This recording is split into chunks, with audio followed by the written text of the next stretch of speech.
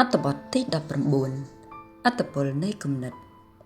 ផ្នែកគំនិតឬការគិតដើរតួនាទីយ៉ាងសំខាន់នៅក្នុងដំណើរជីវិតរស់នៅជាប្រចាំថ្ងៃរបស់មនុស្សគ្រប់រូបប្រសិនណាជាយើងគិតបែបណានោះជីវិតយើងនឹងស្ដែងចេញនៅហេតុការណ៍ទាំងនោះឬអាចធ្វើដំណើរឆ្ពោះទៅកាន់ស្ថានភាពនិងរឿងរ៉ាវទាំងនោះជាក់ជាពំខានអាចនិយាយបានម្យ៉ាងទៀតថាផ្នែកគំនិតគឺជាកាពីតែននៃដំណើរជីវិតរស់នៅប្រចាំថ្ងៃរបស់យើងគ្រប់គ្នាសុភាសិតនៃព្រះគម្ពីរប៊ីបបានចែងថាចូលកូនរក្សាចិត្តគំនិតដោយប្រុងប្រយ័ត្នត្បិតចិត្តគំនិតរបស់កូនយ៉ាងណាជីវិតរបស់កូនក៏យ៉ាងនោះដែរជាការពិតណាស់ការតាមដាននិងសង្កេតពីការគិតឬផ្នែកគំនិតរបស់ខ្លួនជារៀងរាល់ថ្ងៃវាពិតជាមានសារៈសំខាន់ខ្លាំងណាស់ក្នុងការកែប្រែឲ្យបានទាន់ពេលវេលានៅផ្នែកគំនិតអវិជ្ជមានឬផ្នែកគំនិតមិនត្រឹមត្រូវទាំងឡាយដែលអាចបំផ្លាញដល់ផលប្រយោជន៍ព្រមទាំងក្តីសុខដែលជីវិតសមនឹងទទួលបានជាទូទៅផ្នែកគំនិតរបស់យើងម្នាក់តែងតែគិតមកកាន់ខ្លួនឯងផ្ទាល់គិតទៅលើអ្នកដទៃនិងគិតទៅលើរឿងរ៉ាវទូទៅ 1. ការគិតមកកាន់ខ្លួនឯងផ្ទាល់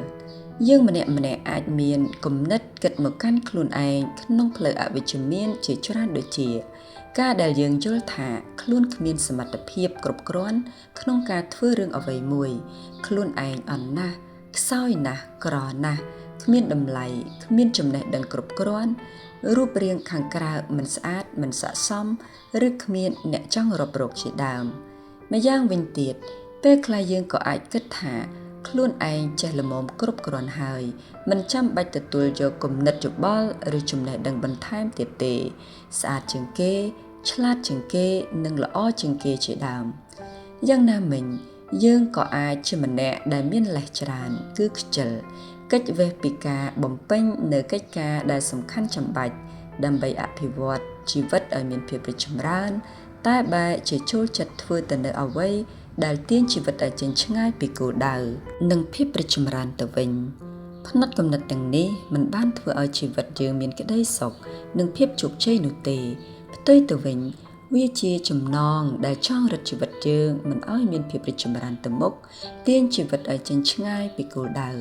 និងធ្វើឲ្យជីវិតមានពេញដោយទុក្ខសោកសៅថែមទៀតផងធ្វើការតាមដាននិងព្យាយាមកែប្រែផ្នែកគំនិតទាំងនេះឲ្យបានឆាប់រហ័សប្រសិនជាអ្នកកំពុងតែមានវានៅក្នុងជីវិតរៀនស្រឡាញ់ខ្លួនឯងមើលថែផ្លូវកាយផ្លូវចិត្តនិងផ្នែកគំនិតខ្លួនឲ្យបានល្អព្រោះថាបើសិនជាយើងគិតអ្វីដែលល្អនោះយើងនឹងអាចស្រូបទាញការល្អឲ្យចូលមកកាន់ជីវិតរបស់យើងជាក់ជាពុំខាន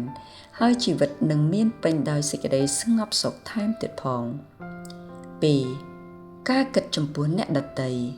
ជាទូទៅយើងចូលចិត្តវាយតម្លៃមនុស្សដោយមិនបានដឹងនៅព័ត៌មានគ្រប់ជ្រុងជ្រោយរបស់គេនៅឡើយ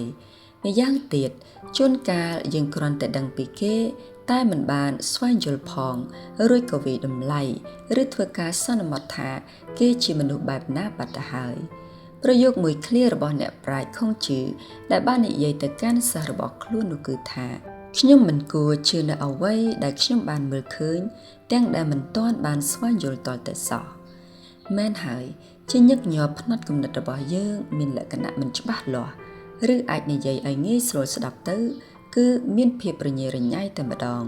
ហេតុដូច្នេះហើយយើងគួរបើកចិត្តឲ្យទូលាយដើម្បីទទួលយកនូវព័ត៌មានគំនិតនិងទស្សនៈថ្មីហើយត្រូវមានឆន្ទៈក្នុងការផ្លាស់ប្ដូរផ្នែកគំនិតរបស់ខ្លួនក្រោយពីបានដឹងថាផ្នែកគំនិតទាំងនោះមានការខុសឆ្គងទំនាក់ទំនងរបស់យើងនិងអ្នកដទៃកាន់តែមានភាពល្អប្រសើរនិងប្រកបដោយសុខសន្តិភាពប្រសិនណាជាយើងគិតទៅកាន់គ្នាក្នុងផ្លូវវិជ្ជមាននិងចេះឆ្វេងយល់ពីគ្នាឲ្យបានច្បាស់លាស់មុននឹងធ្វើការវាយតម្លៃថាគេជាមនុស្សបែបនេះឬបែបនោះ 3. ការគិតទៅកាន់រឿងរ៉ាវទូទៅវាអាចជាការដែលអ្នកមានផ្នែកគំនិតគិតងប់ងល់ជ្រុលខ្លាំងពេកទៅលើមិត្តភ័ក្តិឬមនុស្សដែលខ្លួនស្រឡាញ់សម្ភារៈនិយមការរៀនសូត្រការងារការកម្សាន្តនិងកិច្ចការងារផ្សេងទៀតជាដើម នៅពេលណាដែលយើងឲ្យតម្លៃឬមួយងប់ងល់ខ្លាំងពេកនោះវាងាយនឹងធ្វើឲ្យយើងមានការឈឺចាប់ជាខ្លាំងនៅពេលណាដែលយើងមិនបានធ្វើរឿងទាំងនោះឬនៅពេលដែលរបស់ទាំងនោះមានការខូចខាតនិងបាត់បង់នៅថ្ងៃណាមួយត្រូវចាំថាគ្រប់យ៉ាងឲ្យតែមានពាក្យថាពេកគឺវាមិនល្អនោះទេលើពីនេះវាថែមទាំងធ្វើឲ្យយើងបាត់បង់នូវភាពជាម្ចាស់ការលើខ្លួនឯងក៏ព្រោះតែពាក្យថាពេកនេះផងដែរជារួមមកនៅលើលោកនេះគ្មានណាម្នាក់ស្អាតឥតខ្ចោះហើយមិនចេះខុសនោះទេមនុស្សគ្រប់រូបសុទ្ធតែមាននៃចំណុចខ្លាំងចំណុចខ្សោយនិងគុណតម្លៃរៀងៗខ្លួនត្រូវស្វែងយល់ឲ្យបានច្បាស់មុននឹងធ្វើការវិនិច្ឆ័យទៅលើរឿងរ៉ាវអ្វីមួយឬនរណាម្នាក់រៀនគិតល្អហើយនៅពេលណាដែលយើងគិតល្អយើងនឹងធ្វើការល្អនៅពេលណាដែលយើងធ្វើការល្អនោះវានឹងផ្ដល់នូវផលតបស្នងដ៏គួរប្រសើរមកកាន់ជីវិតជាមិនខាន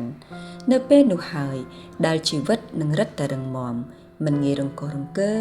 និងទទួលបាននូវសេចក្តីសុខគឺសេចក្តីសុខដែលកើតចេញពីការគិតល្អនិងការធ្វើល្អត្រូវរក្សាចិត្តគំនិតឲ្យស្ថិតនៅក្នុងភាពល្អជានិច្ចនោះជីវិតនឹងកើតមាននូវផលផ្លែល្អជាជាងផលផ្លែស្អុយរលួយដែលជីវិតមិនប្រាថ្នាទាំងនេះហើយជាផ្នែកមួយនៃបេសកកម្មជីវិតរបស់យើងម្នាក់ៗរៀនគិតល្អនិងធ្វើល្អ